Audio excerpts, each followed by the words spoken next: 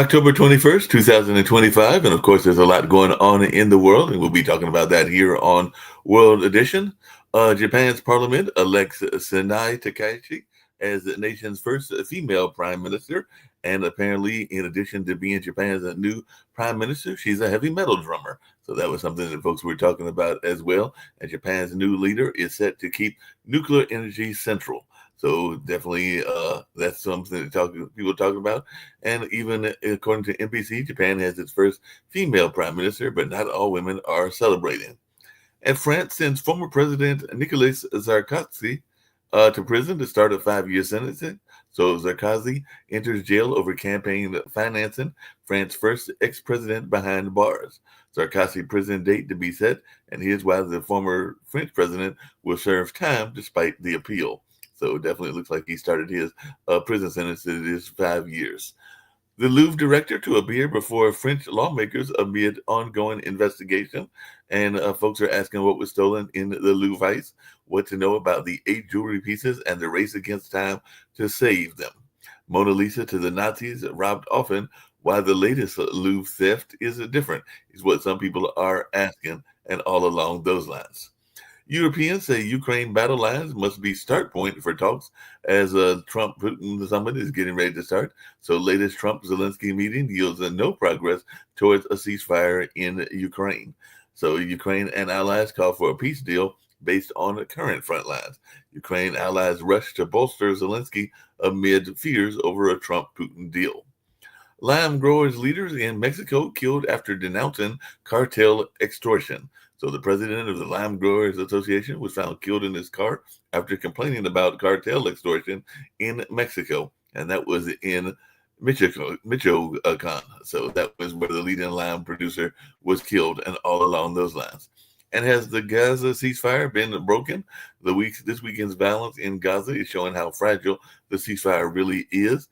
And some folks, including those at The Economist, are saying why Gaza's internal ceasefire is holding for now. Trump's envoy in Israel as UN warns aid supplies into Gaza way below what is needed. And Delhi pollution, day after Diwali, India capital wakes up to toxic haze. And it's some people, including those at the New York Times, are asking why Diwali is also the start of air pollution season in New Delhi. Thick hazardous smoke blankets from New Delhi after Diwali fireworks. So definitely that is something that folks are talking about as well. Bolivia's first conservative president in 20 years promises warmer U.S. ties. So after 20 years of socialism, Bolivians say no mas. So definitely it looks like after 20 years of a left-wing rule, Bolivia has swung right. Rodrigo Paz Perrier wins the Bolivia presidential runoff, marking a new shift to the right. And in the Sudan war, drone attack hits Khartoum ahead of planned airport reopening. So definitely there was going to be a reopening of that airport, but there was a drone attack. And strong governance, fiscal disciplines are key to sustaining economic transformation, is that what Anwar is saying. And Israel has received the body of Hamas hostage Tal Hami.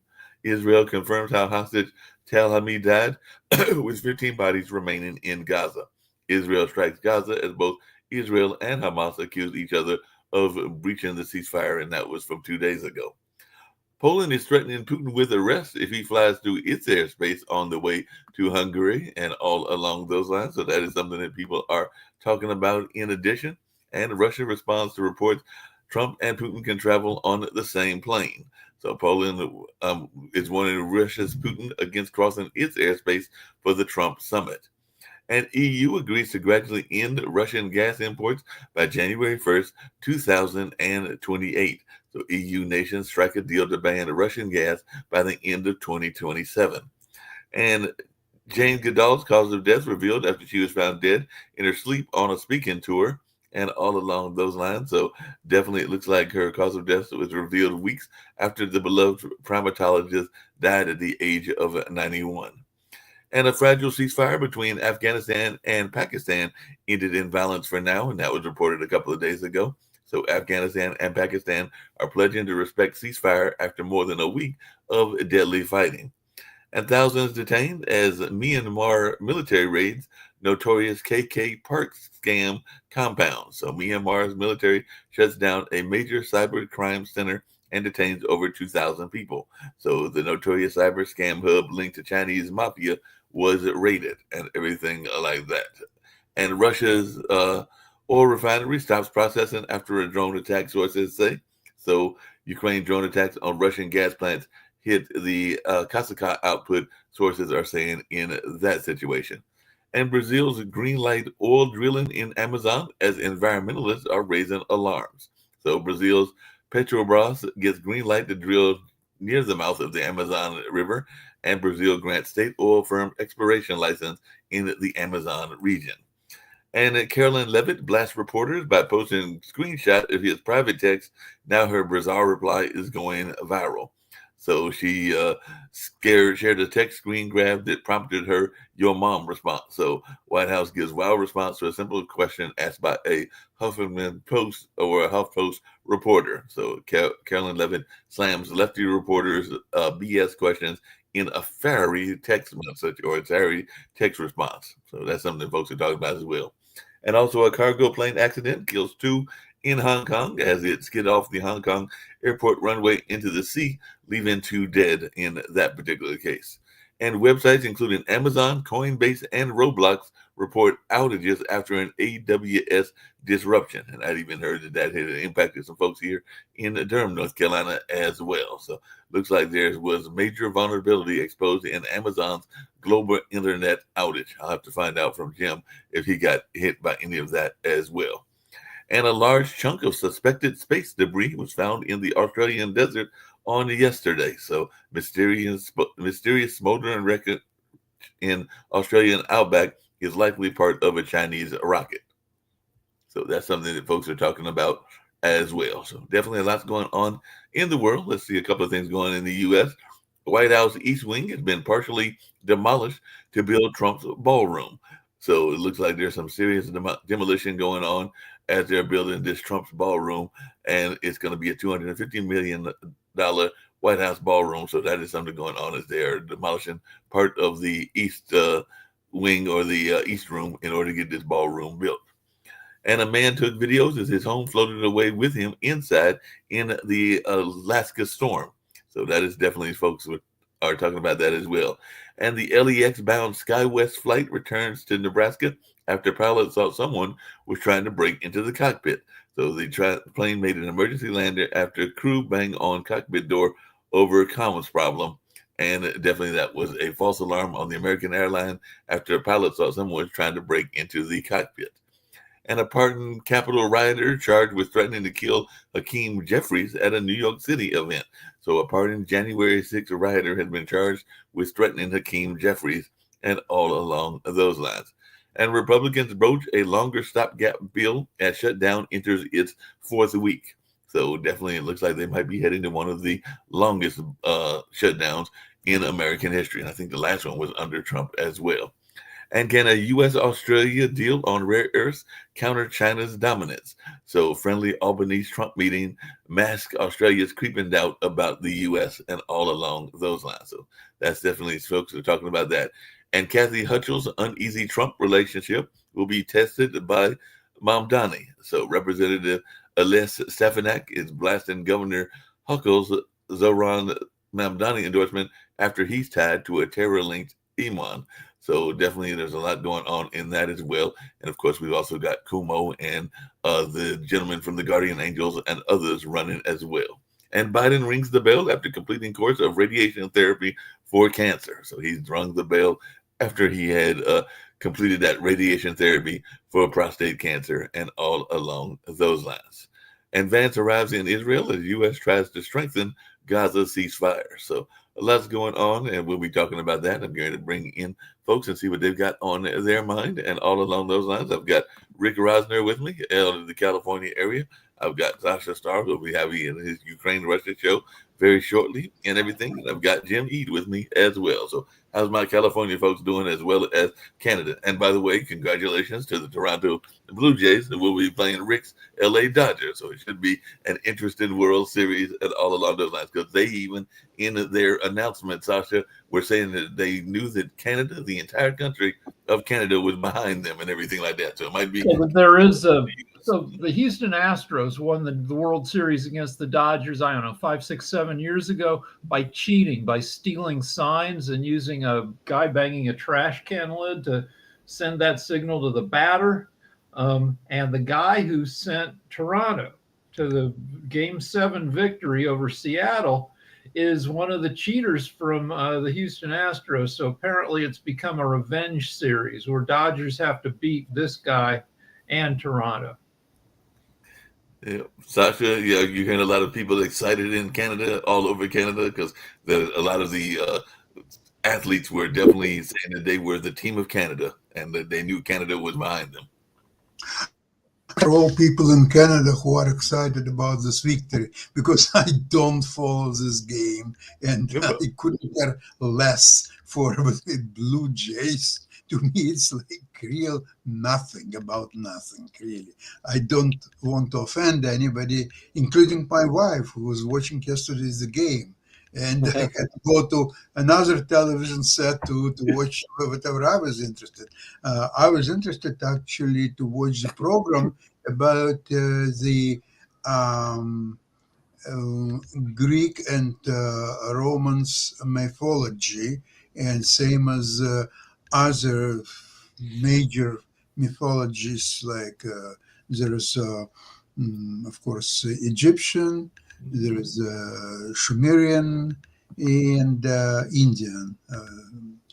I don't know why nobody talks about some Chinese, because there must be some mythology in Chinese, and I was looking for it and reading, but except that Confucius, but this is not mythology because he was a real man, and his observations are quite helpful actually in the stock market game, because what he was preaching is that the success you can imagine, where the Confucius principle is that everything's like a river which is moving. And one, the most successful is not who is streaming faster than river or slower than river. It's becoming a river itself. So you are becoming part of a flow. And this is what's happening in stock market. You have to be part of the flow. If semiconductors are going up for 100 days, 500 days, 10,000 days, who are you to fight such a strong movement? You have to be part of it one way or another. Now, that may come to an end one day. So, okay, so it will move probably to another direction. So you have to do exactly the same thing. So this is very interesting observation. And I sometimes think about, even a few times when I was about to buy some stock or option or something like this, and I was thinking, what is the man on the other end? What is he thinking about? Why is he doing what he's doing? On the other hand, maybe he's right. Maybe I don't have a clue what I'm doing, and he's right and waiting for some idiots like myself to fulfill the trade. So it's quite interesting. It could be in everything. And I know Jim's probably got some thoughts about it. Way I looked up Chinese mythology, and there are Chinese mythology gods. Apparently, there are 8 immortals that are in China that include Li Tai Kuai, Mazu, who is supposed to be like a sea goddess, and Jin Yu, which is supposed to be a lotus bearer, and even Zhang Ku, which is supposed to be the demon queller. So it does seem like they do have some mythology characters in China as well. You mentioned this yet, but Trump is tearing down the East Wing of the White House. I did mention that. Okay. I did mention that. And did you mention that he might free Diddy on his sex charges? I did not mention the free Diddy and everything like that. So you can definitely get into that and everything, because people will be interested. By the way, Sasha, that one of the because I know you're also a musician, but one of their mythology characters or mythology gods is Han Genzi, and I'm probably mispronouncing that, but he is supposed to be the musical patron. So they have a musical god as well, and Folksy was supposed to be their cultural hero. So they've got a couple that are related to something that you're passionate about as well, which is music. So if he is a musical god, how he could allow the Chinese have only 5 sounds scale instead of 7, like a European system? So why did they do that? Can you figure out that? I have to figure that out, or maybe we'll have to bring in some Chinese mythology experts, because I don't think Jim is one, and I know I'm not one. And Derek, even though he's been on some of those game shows, he's probably not one either. But we can probably find some people that are experts in that subject at some point or another. But it doesn't have to be So today. Diddy went to prison for 4 years last month for violating the Mann Act, which I believe is transporting women for immoral purposes, including prostitution. And so one thing, when Trump pardons or commutes a sentence, it gets the person, any restitution that person had to pay goes away. George Santos ripped off people to the tune of about $375,000 plus another $205,000 in forfeiture of, I guess, of stuff he'd accumulated through fraud. Now the victims of that nearly $600,000 don't get any money back. If you look at some of Trump's past pardons, he's gotten scammers who've stolen more than $10 million in some cases. When he pardons them, they don't have to pay back the $10 million they stole. Now, I don't know if you go to prison for stealing $10 million, you're supposed to pay it back. If those people ever really get paid back anyway, because you're in prison, I don't know that you have any money left. But some of the people Trump pardoned remain really rich and don't have to pay back millions. Well, sometimes you can even do a pardon. That was one of the other stories I mentioned, and you can still get yourself in trouble, because apparently one of the people he pardoned for the January raid is now making threats against Hakeem Jeffries. So he definitely was a January 6th pardon. Yeah, Trump pardoned, in that deal, Trump pardoned 1,500 people, and a lot of them are lunatics and are going to get in trouble again. And apparently some of them are already getting back in trouble in that sense and all along those lines. And I got with me, I got Nick. What's happening in Spain, Nick?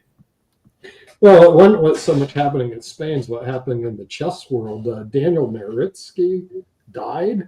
He was a grandmaster. He was only like 29 years old. I couldn't get to sleep last night because I was thinking about him. A friend of mine, Will Stewart, had played him some speed chess, and he was a pretty good player and seemed like a pretty good guy. And they found him dead in the Charlotte Chess Club at the age of 29. Oh, wow. Down here in Charlotte, North Carolina area? Yeah. 29-year-old grandmasters should not just die. I mean, it's just something that was pretty big in the chess world. They were the big things, and you talk about it sometimes, and I know that. Well, what they were saying brought it up as well, but I've got a political thing, and I was wondering what makes things. They were talking about bullying. In other words, Vladimir Kramnik, who was a chess grandmaster, apparently was bullying Daniel Nowitzki on the internet. So that's kind of like the allegations. I don't know how much true it is. Look into the story. What Kramnik is trying to say, that he was using some narcotics or overdose, or does he have any first-hand knowledge or experience? I don't know. He was accusing Nowitzki of. He's accusing him of cheating. Yeah, Danny grew up in the San Francisco Bay Area, and he was a really nice guy, and he was a very talented player. And there's, I don't want to do any speculation. It's one of those things where it's just sad. But the accusations of Kramnik may or may not have played a part. I don't know. But Kramnik needs to get reined in. He's accused also. Who hasn't he accused of cheating? And so, I'd like to just mourn his loss without further mourn the loss and everything like that. Well, there was another chess player, but you'd have to go way back, named Peter Winston, and he was playing in tournaments. He was like the second-rated high school player in the country behind Larry Christensen, and he literally left a chess tournament and in Manhattan disappeared. no one ever saw him again. I mean, even to today, it's like, where did Peter Winston go? So No you one said knows. that y'all have Colonel a Fairbairn chess was the last mafia one. that makes people But disappear. it's pretty weird, to see some of these young grandmasters die or disappear. So anyway, that kind of like kept me up all night. I was kind of like, what Yeah. the heck happened here? And he was, You know? he was a really And- good kid, when he was growing up around here. He and even when I met him as an adult later on, he's still really nice guy. Yeah. Hey, Jim, I know sometimes you talk about definitely the state of the world and everything like that, whether it's on Modern Investment or some of the other shows that you appear on. But what is your thoughts around some of the people that are abandoning their party? Because I know that even Nick talks about that, and apparently the former White House Secretary, Karine Jean-Pierre, has announced her departure from the Democratic Party because she's citing disillusionment with its treatment of President Joe Biden and broader systematic issues. So she's got a memoir out called Independent, and she's detailing her decision to become an independent and all along those lines. So we're going to see more people go the way of David Walker and others and try to become independents, whether they're on the Democratic or the Republican side. Yeah, and before I mention that, it's a great question, Mark. And we can't forget Norse mythology as well. That's big here in the United States and elsewhere. My favorite baseball team is anyone playing the Dodgers. And as Rick knows, I'm from Northern California. And Ooh, I did not know that. Okay. The Dodgers have been accused of wrecking baseball because they've spent so much money on players. And their manager says that they want to continue wrecking it. Somebody did a show, ran down the all the Dodgers are doing is spending a big proportion of the money they make. They're one of the most money-making franchises in baseball, and what they're doing is taking the revenue and spending it on their team, as opposed to other cheap owners who make a ton of money and don't spend it and aren't contenders year after year after year. That's true, Rick. I'll grant you that grudgingly, but I will answer Mark's question. But the growing strength of the independents is to be remarked on. I think it's a great question. My wife grew up from a staunch Republican family, generations of it, and some of them were politicians, and one of them is listed on a monument in Palo Alto, and and she's an independent now, and but there's a lot of people with dissatisfaction with politics in general. There's a great amount of apathy, like people throwing their hands up saying, it just doesn't matter. Well, it does matter, and your vote does count. And I used to say my vote didn't count in California because, there's so many people in California, one vote, individual vote doesn't matter. But I had to change my thinking. Every vote matters, because when you stay at home and don't vote, it's like endorsing whoever wins. So, the idea that you can't do anything about it, that's simply not true.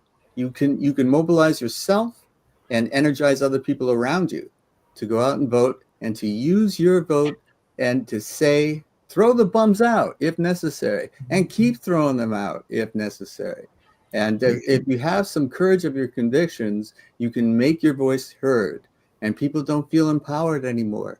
They don't think it matters that Congress is paralyzed, whether you're pro-Trump or anti-Trump, people have to be able to say, enough is enough.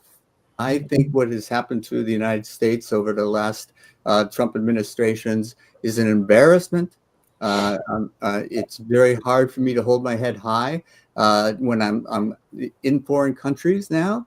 And it's, under previous administrations, I didn't feel that way. Now, but that's my opinion, and that's my feelings, and I make them known every time I get a chance to vote.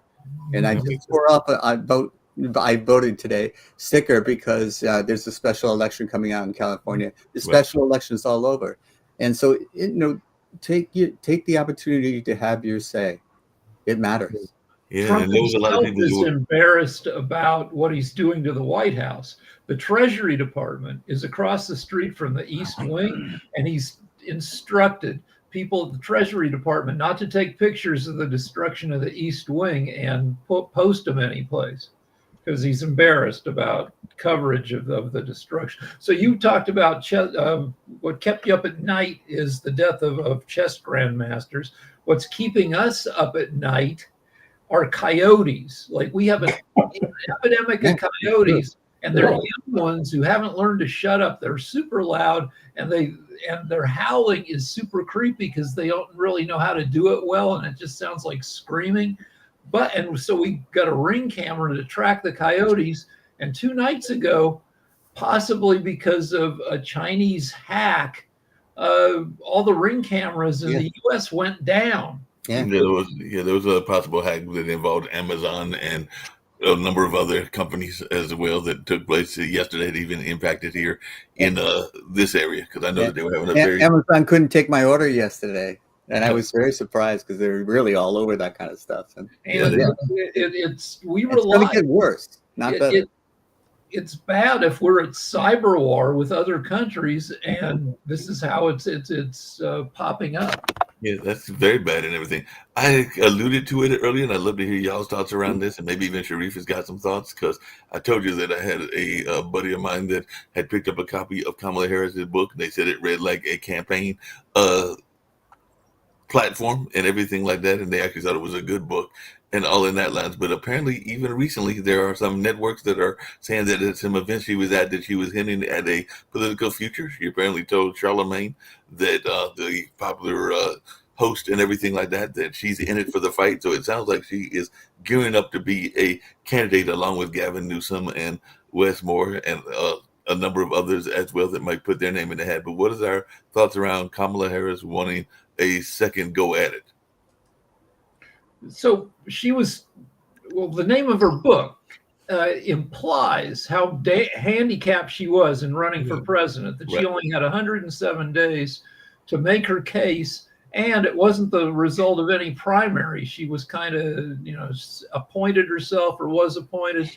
So we don't know how strong she will be as a candidate if she makes it through the primary process, where she's been accused in the past of not being able to straightforwardly answer questions. If you listen to her responses, she's not a lot worse than anybody else, but at least this time around, we will have a full-on Democratic primary process. Full vetting would give us, a pretty durable candidate.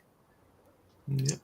If Democrats would have any chance in next election, they have to learn from Republicans. Republicans learn what American people want and what they like. What American people want and what they like is the party of real estate developers. And Democrats have to find some talented real estate developers, put them in front of the party, and win easily. Yeah. So we got to find a real estate developer. So there's some good Democratic real maybe estate. a reality. I have some views Yes, go about ahead. American politics. I do focus on last 5 years about talent economy with this Pod TV, where I'm referring this information from day one.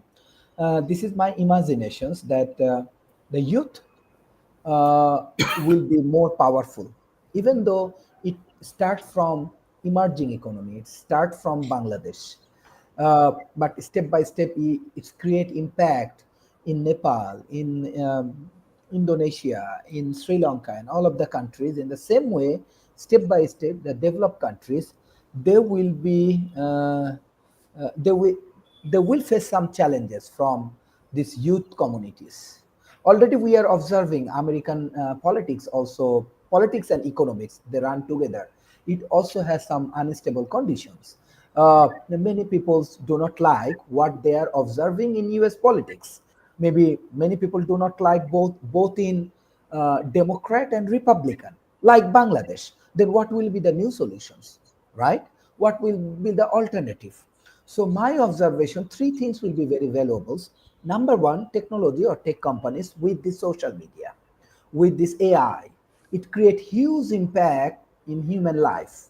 Secondly, the youth community, they hate this kind of politics, what Sasha says, the real estate peoples, and they will take the leads. But they do not like this kind of things. So even USA has 42 million people. Bangladesh has 57% youth. And third things, which is more and more important in terms of ethics, in terms of morality, this techno-progressive youth community may come to politics, and they go for new revolutions for a USA, for England, for Saudi Arabia, like Bangladesh. So I'm very, very concerned. Maybe you can say it's a utopian issues. But 5 years before, when I started this talent economy, I again and again, I award these things about emerging economy. That time, many people laugh at me, and many people say it may be possible, it may not. Most of the people do not believe. Right now, youth are in power. So do not misunderstand about the youth communities. Why? Because when experienced people, they lose their leadership ability, right? They do not have enough capacity to lead the country. That time, youth may fill up these positions with their political views. Let's say Greta is a great example of youth activist with their political movement and with their knowledge. So this is very, very interesting moment, both in politics, economy, and AI revolutions. So I do more support on youth communities. How I see the youth communities in USA, they have a lot of frustration with lot of loan. They have a lot of frustrations with the ability of the politicians of USA, how Trump is moving, how populism is growing. So these frustrations maybe convert as a revolutions. And it's happening. It's happening around the world. Even Bangladesh restructure and all of the things happening through the youth communities. Yes, Sharif, that you're absolutely right about that. And I grew up in the Vietnam War era, and there was a tremendous amount of youth-related power that was exerted. It was Richard Nixon resigning due to Watergate and all of that kind of stuff. But I don't see that energy in the United States. I understand why you're saying that, because there is that energy in that part of the world, and you're seeing that. But here I see a lot of apathy. A lot of people that are young are not energized the way we were when we were so outraged against the Vietnam War and so outraged against these things. And we did do sit-ins. We did do things like that. And I can't see any of that. There's the No Kings parades. Those things that are happening, but those aren't necessarily youth-oriented. So I think what's happening in different parts of the world is very interesting right now. But I don't see that youth energy in the United States. So what gives you energy is getting killed. Your friends getting sent to Vietnam and you getting sent to Vietnam. 50,000 Americans were killed in the Vietnam War, which makes people not apathetic, the risk of death. Just because I want to agree with Dr. Sharif. And I hate to agree with it this way. Nick, you can go ahead and pull everybody up real quick because I want to point something out. If you notice, there's Jim, Rick, Sasha, and Nick. And then there's me and Dr. Sharif. We have different age groups. We have different generations that we're all seeing. Dr. Sharif and I are in a younger generation, and we see the youth movement and the youth push. The generation above us doesn't see that youth generation and push. And that should tell us what we're seeing in the US, because people of the older ilk don't see and don't notice that there is a huge push. For example, going on in Tennessee right now, those young individuals that were so outspoken, the younger Democrats that garnered so much, they're actually running and they're pushing through. They're doing a lot of youth movement stuff. There are a lot of other youth movements going on in the country. In the Democrat Party especially, there's a push towards youth That is all that youth movement that we're talking about. Even with that 7 million, the record-breaking 7 million, because I think they pointed out that the Vietnam War, which you guys just referenced, which was in your time, that was a big youth movement push. Well, the 7 million people was 5 million more than what happened with the protests during that war. So that isn't just compromised of just old people going out and marching. The people in the frog outfits, that's youth. That's not older individuals. Those are youthful individuals that are out there.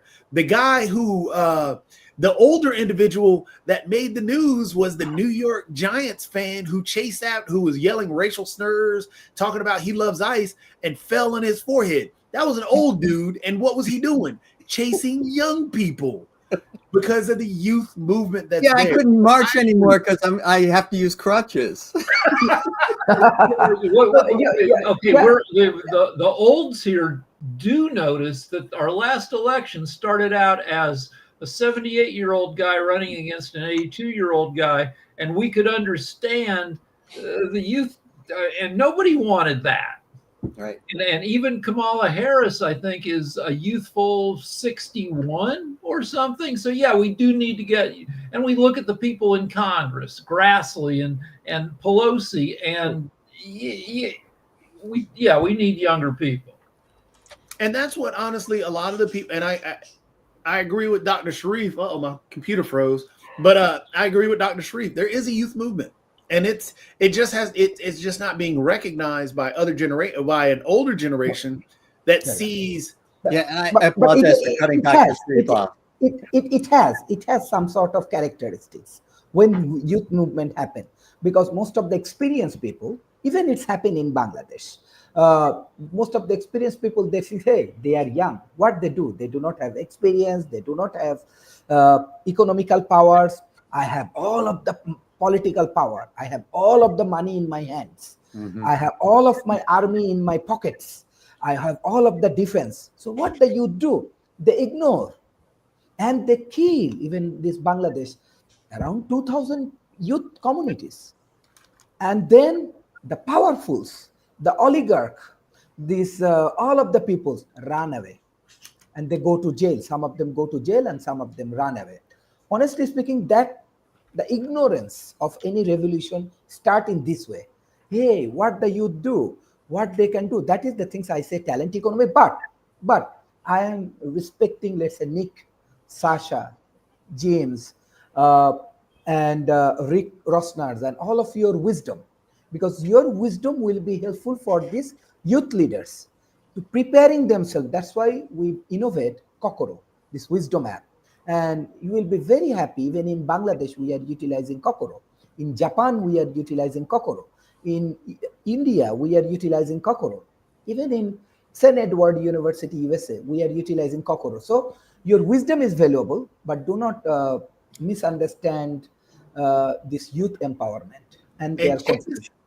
Check this out. And if we want to go back to the polls, and sometimes old people need to listen to the young people, and you can look up the exit polls from 2024. Who voted for Trump? That was the older crowd. Wow. Who voted for Kamala Harris? That was the younger crowd.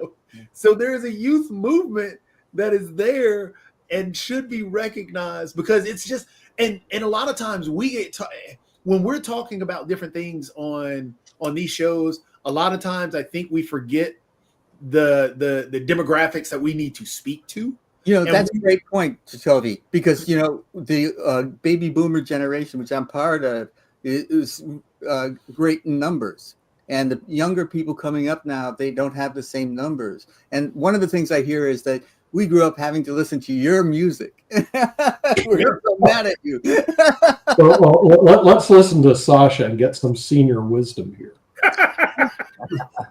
I don't think I would agree to divide people in youth and older or more experienced people or so, and especially if somebody who is as influential as J.D. Vance said that younger people tend to do stupid things.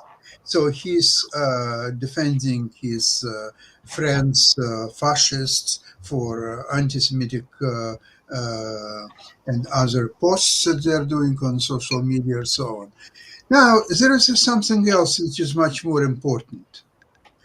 In the 60s, 50s, 60s, even part of 70s, there was alive such thing as American dream. People had strong belief and experience, by the way, that they could go when they finish school or college, they could go to work for a place like whether it's General Motors or Ford or IBM or something else, and they would stay there for the rest of their life, have nice pension, have a house, a car or two, children well educated in some cases or so on. That American dream is no longer there. It's been killed, decimated, evaporated. It's no longer there. So now young people, now the older people will get by somehow. Now the younger people, there is nothing for them to look forward to. They are living in a broken country, which will become even worse with years to come because of the dead, because of the certain segments of economies are being killed. Take the car industry that is being decimated thanks to Donald Trump. And so there is nothing for them to look forward to, except maybe moving to another country. But for that, they have to learn foreign language. Most of the Americans cannot learn the foreign languages, so it's comes absolutely hopeless situation. I don't know really what else they can do. They are being completely, for lack of the better word, I must say, fucked. Well, there is a problem, and that I associate a little bit with the apathy, but there's some resentment that I hear, and I know that I'm not speaking for the younger generation because I'm not part of it, but there's a frustration of you go to college and you get out of college and there's no jobs, so people are really upset about that, and they don't think that they can change it with their votes, and I still think that that's the way to do it. And younger people did vote for Kamala Harris, but it's a numbers game. You've got to turn out in numbers. And so this is why I want to see that energy. I know that I might mythologize my youthful experience around the Vietnam War and things. Maybe there's not a single issue like that we can rally around, but maybe there is something that we can rally around to generate the kind of energy that is infectious. And you can overcome the baby boomers conservative type of reaction. They're in retirement now, and they don't want anything radical change. And so we've got to overcome that kind of thinking. Well, hey Jim and everybody else. Speaking of radical change and all along those lines, there is a announcement, and it kind of comes around. Hold on a second, around business and everything. So Sasha will enjoy this announcement and everything, but a lot of the youth are trying to figure out what they can do work-wise and everything like that. And earlier today, Kroger announced that they've got a lot of jobs. I think it's tens of thousands of jobs, but it'll be that seasonal work. So they're about to do a seasonal boost, because one of the things that we hear people complain about is the lack of housing and the lack of opportunity. So unfortunately, this is only seasonal work, so it will possibly boost the economy temporarily, but then after January rolls around, you got to go back to not stocking the table or the shelves and everything like that. So, Jim, are you rushing off to Kroger to get a job and that nature? Because they did announce that they're going to be hiring a bunch of people to stock the shelves, and I know a lot of times people will do that when there is seasonal work. When Kroger will probably be the first of several companies that'll make those announcements. If it's wheelchair accessible, I can maybe do it. I could wheel myself or use my crutches to get there. No, I think seasonal work is great, but the California economy is based on that. And what we're trying to do is shut out people from coming and doing the jobs that we wouldn't want to do ourselves, and starting businesses that we wouldn't start ourselves. And we're keeping out the intelligent talent. And we're saying no to people coming into the country when we really need people. We always have. We always will. And these people come in and bring their talents. And right now we're shutting the door on them. And we're being hostile to them instead of welcoming. The Statue of Liberty says, "Give us your poor, you're tired, you're poor, you're huddled masses." Well, we don't walk that talk anymore. So we've got to change the way we act, the way we do things. We got to, and it starts at a policy level. And the only people that can change the policy are the politicians. And we have to vote to get politicians who pass policies that will make us proud again to live in. Here's what Trump did. There's the H-1B International Talent Visa. If there's somebody from India or China or frickin' Africa or any place who's got talent, and you want to bring them here, you get them an H-1B visa that says that we need this particular person to do this work. Trump just changed the policy that employers now need to pay $100,000 a year for that employee to the federal government on top of the employee's salary. So you're paying some, talented 27-year-old. But the Republicans are against taxes, I thought. But so you were paying that 27-year-old $180,000 a year to do coding or work in AI. Now you're paying $280,000 a year because you owe the government $100,000 for the kid. Right. Hey, this Jacoby, and I know that it was mentioned in this area, meaning the Carolinas, but it's also a very important issue in California as well. We just had our city council have a very long meeting around housing and vouchers and a number of things like that. So it's part of the problem also that we don't have enough places for people to live, and there's a number of folks, even in the United States. I know it's a worldwide problem, but that are basically homeless. Because I know that we actually had here in Durham, there was a long city council meeting that focused on that, and they were trying to figure out ways to address the housing issue. And I know that's been a problem there in California where you are, Jim, and Rick absolutely. as well. So no, that's a huge problem. Affordable housing is one of the things that we need to address. We need to address it as a priority. And right now, people have this tendency to say, well, I pulled myself up by my bootstraps and you're a failure. I'm not going to bail you out. And, also the not in my backyard type of thinking. Yeah, build something for the homeless, but not around me. And, what we have to do is start thinking like a community again. We've lost that sense, and this individuality, this I can do it myself, this I'm by myself and do it alone. I don't need anyone's help in any way. Sorry, Paul McCartney. But I think that kind of thinking has to change. And we have to think of the people who are less fortunate as someone that we can take care of. We can do this in this country. We have the resources if we have the will. So yeah, I'm on a community board that evaluates NIMBY, not in my backyard, versus YIMBY, yes in my backyard, claims every month. And on the one hand, I mean, California is full of successful people who can afford to buy, expensive property, which puts poorer people in jeopardy. And on the other hand, developers are kind of scumbags who like to cut corners. And there's a developer wants to put up 100-unit apartment building in our neighborhood with no parking spaces, no underground parking, which will screw up parking up to a quarter mile away because the developer says, well, this development's for poor people, and so they don't drive. They take the bus. They take the subway. No, they don't. There's no bus station. There's no subway. In California, even if it just means you just drive a crappier car.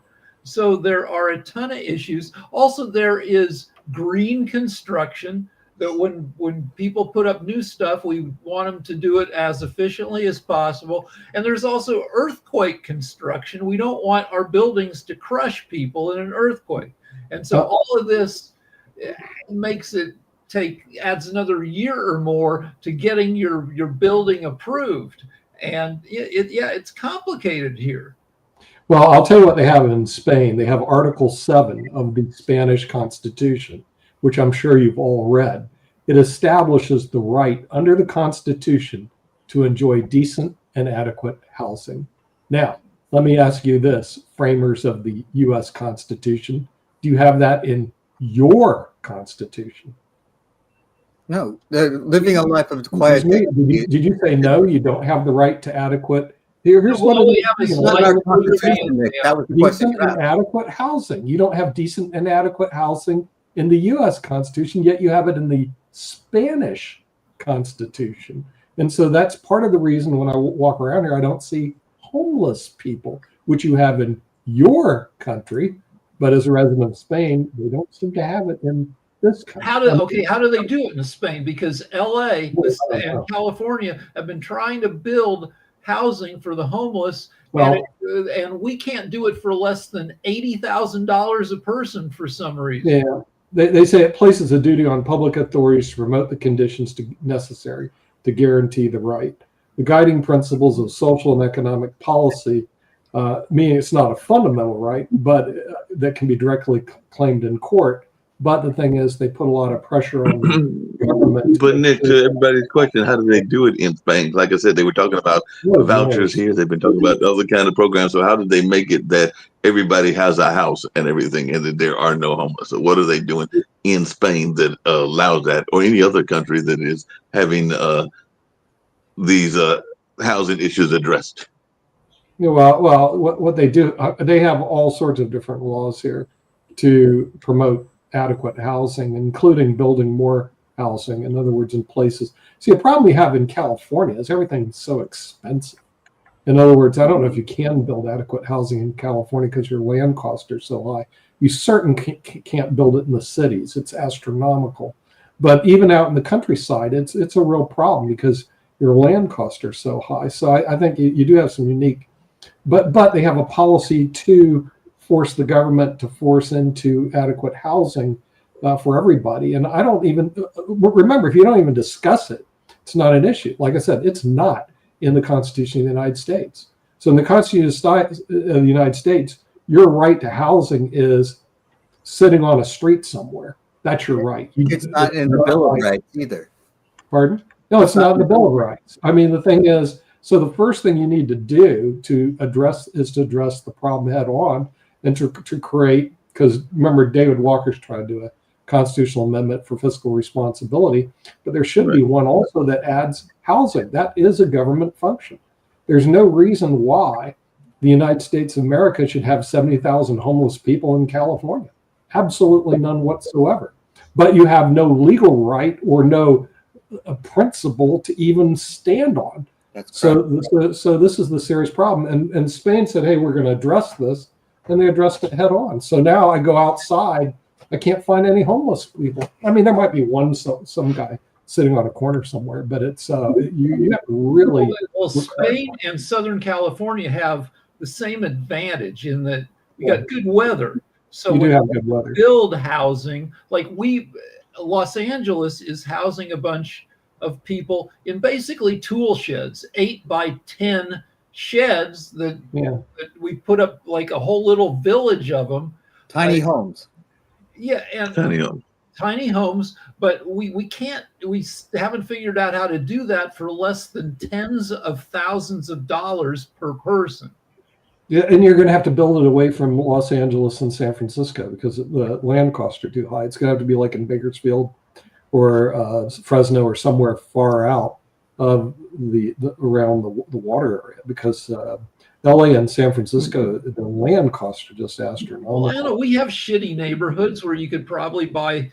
That is true, but you have no policy to force the government to force people to create that. Instead, you have what somebody on this panel said, scummy real estate developers. Well, I spent 45 years working with real estate developers. Okay, and if you were to classify a group as scummy, that would be it. Wait, who's your president, by the way? Is he is he a lawyer or a doctor? What is the occupation of your president right now? I think he was I think your wife's favorite guy, wasn't he? I think he was. Your president is a real estate developer. Oh, I thought you were talking about the pedophile. Yeah, he's a real estate developer. That's not in the Epstein files. You don't know what's in there. I'll tell you as a group. I don't even want to get into horror stories of these people, but as a group, every time we saw them come to our office, we knew we had a problem. So we asked, "What do you do for a living?" "I'm in real estate." Oh boy, there we go. It's the situation is already south because we know. I hate to say you profile them. Okay, not to say all of them are bad, but you got a good point. But the thing is, you have to have some sort of incentives to build more housing, and that's where Greenspan did a good idea. He was really intent on making sure that housing units kept moving through and getting started. And you have to have policies behind it. And right now you have no policies, nothing. You don't even have a constitutional amendment that allows it. So you get what you asked for, which is... Well, we do have cheap land, Nick, but we don't have any water near that cheap land. Well, that's one reason California is not a good place. I mean, the thing is you need to move them away from California because you're right, Jim. You don't have water. You don't have the resources there, and it's very expensive. I would move them out to Kansas. I have a theory about chess. I think chess is a conspiracy to distract smart people so they don't go into real estate, because if smart people go into real estate, they would drive all the shysters out. You know, I have Make America Great Again. I'd like to make America smart. By the way, I'm not going to use the word again because it never happened. So the thing is, you just have to make America smart. But don't put again, because you don't have a history of being smart. No, make America kind. Nick, I think why. Make America smart. Kokoro, right? K-O-K-O-R-O. Like, make it a Y. You have a better understanding about USA. Why right now this Trump administrations look like so arrogant for lower middle income or middle class peoples? Like, oh, because they're insecure. Okay, I mean, if you want to know why Trump's so arrogant, it's because he's insecure. A lot of people are arrogant because they're insecure. He's insecure about his intellect. Nobody who's smart would say, "I'm one of the smartest ever." You know, I mean, they do it. Even Rick runs from it. In other words, he goes, "Smart, please." You know, it's like being, good at chess. You know, you don't really talk about it too much except when we're on chess players. Okay, so he's very insecure, and then he's got to find people who are dumber than him, and he's great at that. Okay, and those are called his cabinet members. Okay, they are not the best and the brightest by any metrics whatsoever, Dr. Sharif. In other words, I go look at resumes, I look at metrics and math, and you know what? They just don't even pass. I mean, and I'll just see, like Pam Bondi, she went to Stetson Law School. I didn't even want to go to Stetson Law School. It's right down the street from where I live in Tampa. The main office is in DeLand. I know it real well. My brother went there. My law partner graduated number 2 in his class at Stetson. Pam Bondi, she graduated magna cum barely. No major law firm would even interview her, let alone hire her. And what is she doing now? She's the Attorney General of the United States. Oh, my Lord. Only in America can you rise from being completely not great and be placed in a great position stochastically. So if she went to any major firm, she wouldn't do it. I can go almost each one, not everyone, each one of his cabinet members and say, look, these are definitely not the best and the brightest. So you got to ask yourself this question: why would the chief executive officer hire these people? It's because A, he can't get anybody good to work for him, which is possible, or B, he wants to hire people that are less competent than he is. And that is certainly no way to run a company. When I started my pension 25 years ago, the first thing I looked for people that I did out this. I mean, okay, now we can bring in the party. That's what it is. What? Well, you can see it in his cabinet meetings. In his first term, his cabinet had competent people who eventually got sick of it and left. This time, he televises his cabinet meetings, and they often begin the meeting by going around the table, and each person praises Trump effusively for the great job he's doing, and the obsequious sycophants. That's what they are. Obsequious sycophants. I mean, the worst of the worst. And by the way, that's how you get your position. So I could never work in the administration because I'm not good at being obsequious sycophant. That has to be my job description. We were looking for somebody who will basically suck up no matter what. And then they get in. Forget it. And that's because he's not confident in himself because he's afraid of being challenged. If you're not afraid of being challenged, you're very confident. You go, I hired people that were better than me. I was going, and when I played in the chess team, remember Jim, it was Larry Christensen, Ron Henley. I got people that were better than me. I didn't want people worse than me. I had plenty of those around. I got guys that were better than me, and they make you better. So, he's just a very poor manager. And then you try to look through his metrics. How did he get his position? Did he work his way through corporate America? Did he work his way through the educational system, then through corporate America, or did he inherit it? Take a choice. Well, he so inherited it. Trump really isn't used to working with a bunch of people. The Trump Corporation, according to what I've read, Right. his day-to-day affairs, he was working in a team of 4 people. You know, a secretary, assistant, but like he's not used to any kind of hierarchical business. Oh no! But he never legitimately got his job. Okay, you have to think about this. Yeah, and also Right. Teddy He Roosevelt. never legitimately got his job. I am totally familiar with that type of work. Okay, so the thing is, I can criticize it because I've been a beneficiary of that. He never legitimately got his job. So, you know, Teddy it Roosevelt is what it is. Welcome to the America. presidency is a Enjoy bully this. pulpit, and by bully pulpit he meant that, you know, bully for you. It was a good phrase. It meant, you know, it's a good pulpit. Yeah. But Trump has made the bully pulpit a pulpit for bullies. And Yeah, what, right. what are Exactly. bullies? Exactly. Bullies are Yeah, insecure people. It's very, very, very entertaining here in Spain. But other than that, boy, I'd hate to live under that rule. So I feel sorry for all you guys. But I'm gonna have a good time at the beach tomorrow in Badalona. It And doesn't affect my day-to-day life. I live life as well as I can every day. that's what I'm saying. Even when the Dodgers win, it's okay. Dodgers win. Okay, and we'll see you tomorrow on World Edition. Bye bye.